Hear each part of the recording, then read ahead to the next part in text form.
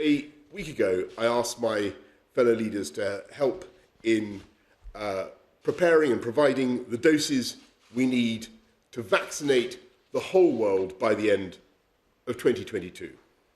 I'm very pleased to announce that this weekend, leaders have pledged over 1 billion doses, either directly or through funding to COVAX. That includes 100 million from the UK to the world's poorest countries, which is another big step towards vaccinating the world.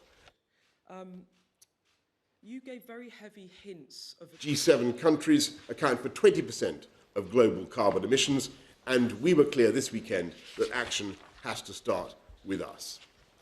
Carbis Bay is one of the most beautiful places in the world, as you can see, and it was a fitting setting for the first ever net zero G7 summit. And while it's fantastic that every one of the G7 countries has pledged to wipe out our contributions to climate change, we need to make sure we're achieving that as fast as we can and helping developing countries at the same time.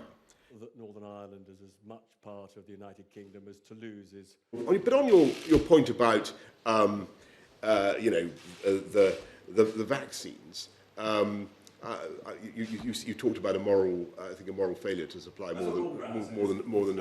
I really must reject this. This is another billion made up of a massive contribution by the United States, other friends, the UK putting in another 100 million. This is June to June, from now till next June. And don't forget that this vaccine has literally only been invented very recently. The UK.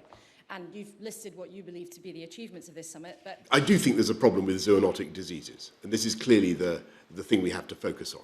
And it's the practice that seems to be particularly prevalent in some parts of Asia, Southeast Asia, South Asia, of farming wild animals. That is really where the risks are. At the moment, the advice that we've had is it doesn't look as though this particular disease of zoonotic origin came from a lab.